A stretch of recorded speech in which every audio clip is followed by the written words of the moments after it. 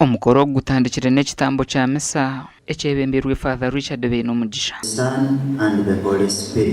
Abanigana babera bashutamire ebigezo ebi bashatu bakaba bino oburemeezi omu kureeba bitu ekiti kirabazobeire kuhika kurungi enshonga ereesera akamwenyo aha matama g'abarikwebembera ishomero eri. Abaana abo tukakozesa abanigana babiri omuri abo bashatu bakaba bari abaana abatarikweza abaine oburema aha mibiri yabo kandi bakakora kurungi.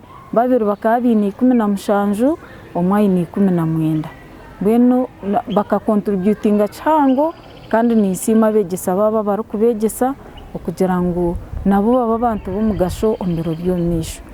The success of these visually impaired pupils encourages us surely that it shows us that there is future for them. Birungi Agatha, Murungi Melissa, Nabasa Gabriela, hamwe na Bone Nabasa, na bamwe habeja basimirwe bwa nyuma yo kwihayo bonero mukaga kandi aba bakatunga emyanya hari mere hiro. Abakikoze abashomesa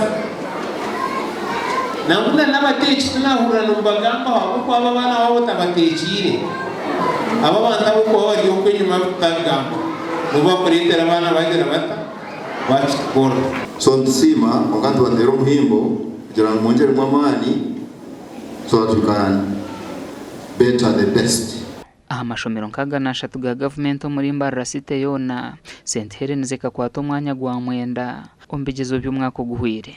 Hata n'abantu kutwaiza gihamu St Helens wasugaza amashomero nkaga nashatu aga government hatimu mukaba bamwenda. When St Helens yani celebrating ahabwo kusinga kurungi ekatunga abana batano bine maximum kaga kandi abandi bizira omwidare ryo kubanza hamwe n'irya kabiri. Omuganda government kurabira mu ntebe kanise ya UGift etongwiza umurimo gwo kuhunduza ishomero rya Kigezi College ubutobere kandi umurimo gwo gubarirwe sente ziri kwingana na biliyoni 2 n'eshweka.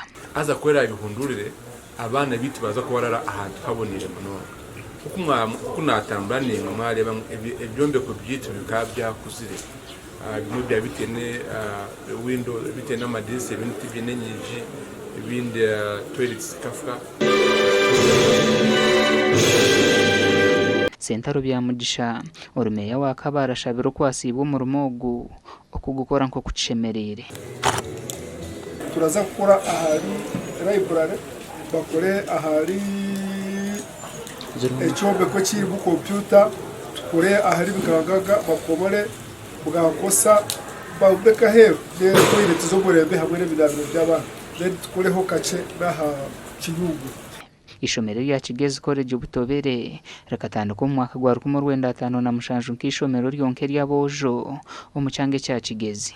Ebere bihuyire standard yari ebire yatandika kugaruka hansi bitabikira kwataho bagumeze ngo ryakorwaho kurungi omutindo n'ugwija kugaruka kweyongera.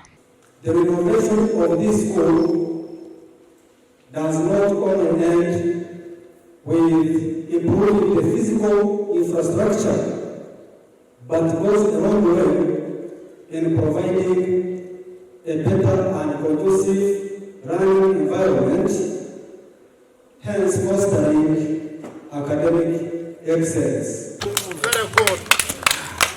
Nde Stuart Twino Mujuni na Job Namanya.